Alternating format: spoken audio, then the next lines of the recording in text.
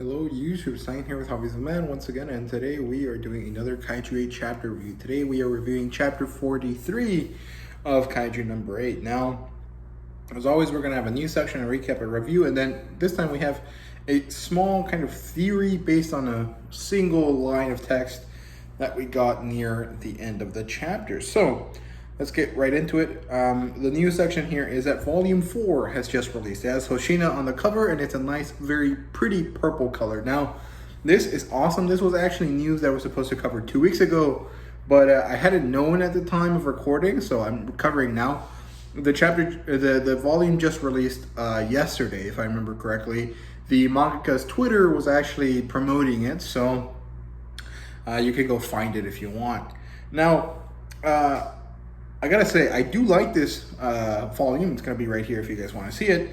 I do like the color. It's very nice. It's purple. However, I didn't really think that the color was going to be purple. Like, I don't know, everything about this series, and Hoshina specifically, just pointed towards green for me. I'm just been waiting for a dark forest green cover for the series, and I just have not been able to get it. I haven't disliked any of the color choices. I think it's fine. Everything is good, but I don't know. For me, Hoshina was like dark green in my mind, and so like having a purple cover like is weird. But I think it's because it kind of fits with the previous color, red and blue, yellow and green and purple. It's kind of like working like that. Although I think the actual different color that's supposed to be opposite of purple is orange. So I'm not really sure what the logic there is, but red and blue, yellow and purple, and I'm guessing the other two are going to be green and orange. Those are the other two colors that are left over.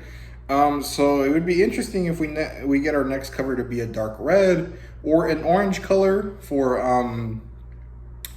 what's her name, Mina.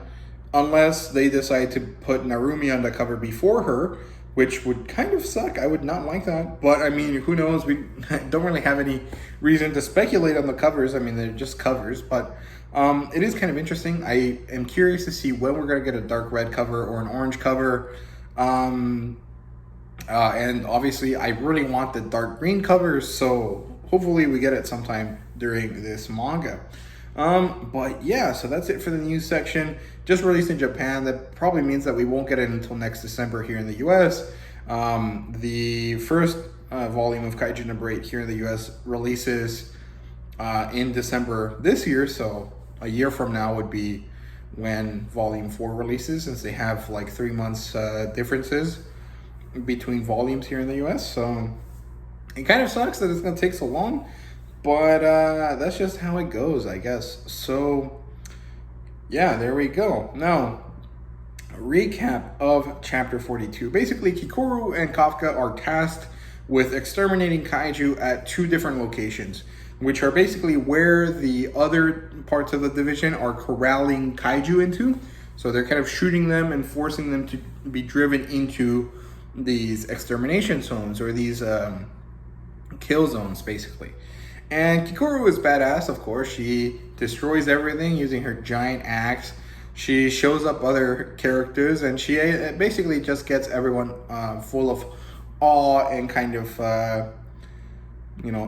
amazed by her ability. And while she's being badass, Kafka is having a problem. He can't transform. He's afraid of himself. He's not in control. He is not able to charge his kaiju-ness up to, transform into his kaiju form. And so, as he's trying to beat this kaiju up, this ant kaiju, kaiju number 9, returns. And he returns in this glorious, like, hello, I am here once again kind of way. And I thought it was really good, very interesting chapter. Of course, this is all kind of transitionary. A lot of these chapters have been feeling like they're just like building up, and of course that is what they're doing, but I can't wait for this coming confrontation that's gonna end up happening. And of course, I think that we are starting to get to the point where arcs have to start getting longer and more serious and kind of developing a lot more. So We'll see how it goes.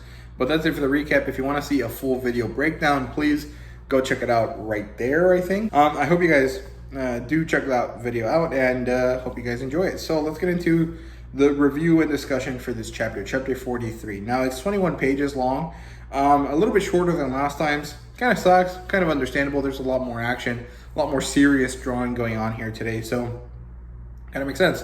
We start right at the end of the last chapter with Kafka number 9, and Kaiju number 9 is pulling out, like, really oddly from this ant kaiju. So like the ant's head's right here, and then he's kind of like raising up and then turning into his proper form, which is kind of funky. It kind of looks a little bit weird, especially later on when they show it a lot more seriously, because it literally just looks like a penis comes out of the ant's head, which kind of sucks a little bit. But I mean, it's no biggie. So yeah, and everyone's surprised, like, what the fuck? Why is this kaiju back from the dead? Well, it's not dead, right? Everyone knows he was away, but it's kind of weird. And number 9, of course, is one creepy bastard, and he says he's after Kaiju number 8, and of course he's kind of intimidating, and then he's looking at Kafka, and he's like, I guess that's you, so be ready to die. And yeah, number 9 is a very interesting bad guy. Like, he has so much presence. It's very interesting. I just don't really like him, but I appreciate how, like, powerful he seems, even though he's not really like a powerful character. I mean, yeah, he doesn't die, but like his powers aren't really that amazing, like, especially not compared to number 10. Number 10's powers were a lot more battle oriented than number 9, but I mean, number 9 is a necromancer essentially, so it kind of makes sense that he's kind of built differently than number 10. So very interesting, yeah. And Kafka, you know, trying to scramble back, and then number 9 just shoots him in the shoulder right here. He makes a big ass hole in his shoulder. And of course, Kafka is damaged, and he's kind of like, fuck, what do I do? And then we get a scene shift to Narumi, who calls into the operation room, which I guess is like headquarters, and he's like, hey, can Kafka transform into Kaiju number 9 and number 8? And then they're like, no, he can't. We don't know what's going on, but he is not able to transform. And then Narumi is like, damn it, what do I do? What do I figure out? How do I get there? You know, they need to figure out a plan. And, you know, we get to see a bunch of other characters scrambling to kind of figure out what to do. And Narumi's like, I'll just go over to Kafka and just beat number 9. But as that's going to happen, you know, as that's kind of developing, and Narumi and his vice captain are deciding that they can't lose Kafka. They can't lose Kaiju number 8, specifically because it's a very important resource. Another number 9 shows up. Like I said, he kind of just like pulls out very phallically out of the other ant's head, kind of like that, and then he transforms into like his personal, like his actual visage. And yeah, surprise, he's an insane guy. So there you go. The ants are kind of you know, changing the tide of battle. They're reanimating. The area is swamped with kaiju energy. We get to see a map of the whole area of where all the kaiju are, and each kaiju's energy level is rising and it's becoming stronger. And it's you know, a lot more than the division can really handle. So stuff is looking to be really bad. The tide of battle has changed, and number 9 is too OP. He's too powerful right now. I go back to Kafka and number 9. Number 9 is like saying, guess my seeds have been sown, or I have sowed my seeds, something like that. And then he says, I'm going to kill you, number 8. I'm going to take your kaiju power, your great kaiju power, for myself. Now, this brings up some pretty interesting implications that we'll talk about in the theory section. But that's the important bit of this chapter. That's the thing that kind of is important and interesting, and is going to probably develop the power system that we have seen so far, which is really just kaiju powers and humans wearing kaiju-based armor. So we'll see what happens with that. Now, Kaiju number 9 starts attacking Kafka, and Kafka doesn't really have the necessary physical ability as a human to kind of deal with that. So he's trying to dodge, but like number 9 is just way too fast for him. And Kafka is trying to react, but he's getting damaged left and right. And Kafka says that he has to get around to killing it, but he can't. He tries to charge up. He can't. He's kind of like lost. He's like, what the fuck is going on? Why can I not transform? What is wrong with me right now?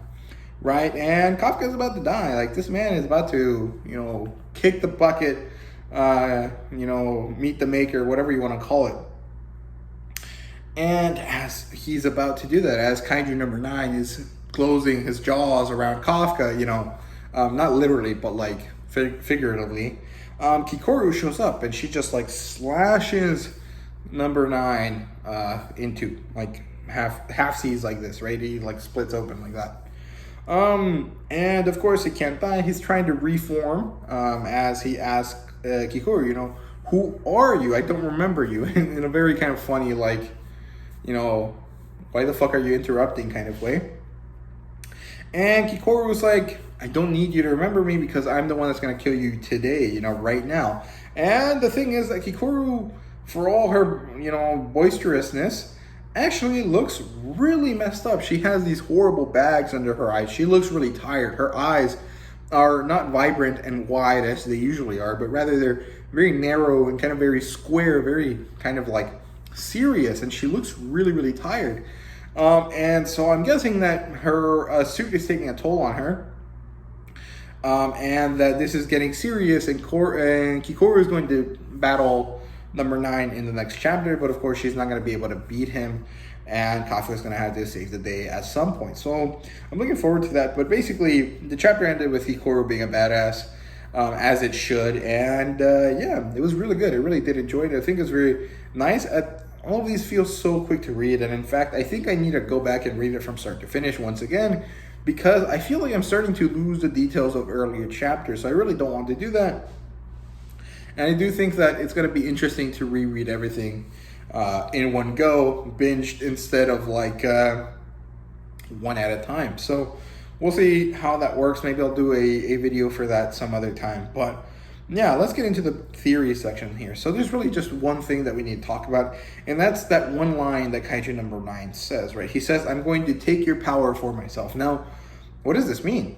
Well, I think it means power absorption. I think that that's how Kaiju become stronger. They beat out other Kaiju, they consume them, they take their, Kaiju core or whatever and add it to their own. And of course, this probably means that their power levels increase, the abilities that they have increase, and maybe they don't change, but they do get better and stronger and faster and, all of these things, right? And so I think this makes sense. I think we've seen examples of this being a true case that would explain why number 10 is so obsessed with battling, because it's the only way that he can get stronger. It also means that it makes sense why, number 9 is so kind of interested in other Kaiju and eats and collects and kind of like does all of this stuff with other Kaiju, because they're tools for him to get stronger. So it's kind of interesting. Now, it also sets up why other Kaiju are interested in Kafka and are starting to attack him. They can sense this powerful Kaiju in this area, but they can tell that he's not that large or whatever, or maybe he's an easy prey or something because he doesn't move very often.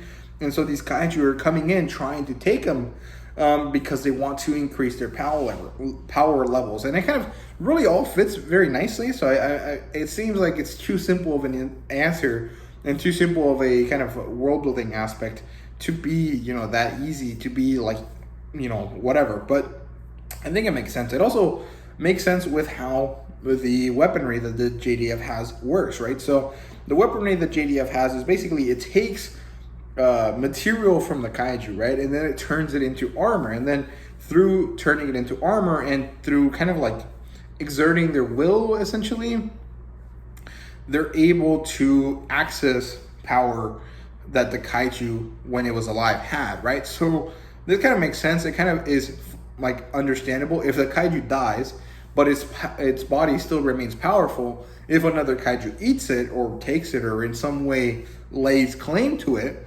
it makes sense that, they would get more powerful. And it also is understandable that if this is the case, they can make armor that still retains powers from its original wielder, right? So it's kind of interesting. It's pretty cool. There's also real world kind of like traditions and situations that have occurred throughout history of this being the case.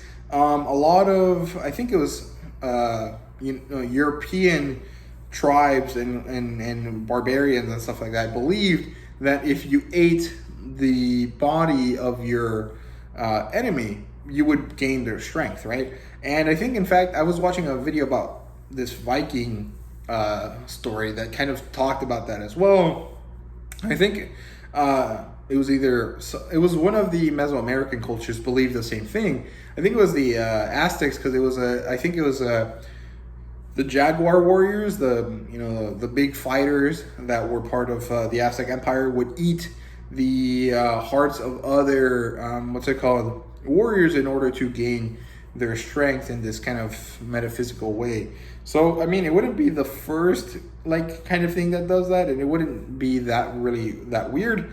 So I can see it happening. I don't know. Maybe it's not likely. Maybe I'm just reading too much into it. Maybe I'm letting my knowledge of ancient warrior cultures or whatever influence what is probably not even that important. So I don't know. What do you guys think? Let me know down in the comments. And that's it for me. I hope you guys enjoyed this video. If you did, please leave a like, subscribe, and comment down below. Again, like I said, just let me know what you guys are thinking. Do you guys think this is true? Do you guys think it's not true? I don't know. I think it's very interesting to think about. And yeah, thank you guys very much for watching. I really do appreciate it, and see you guys later.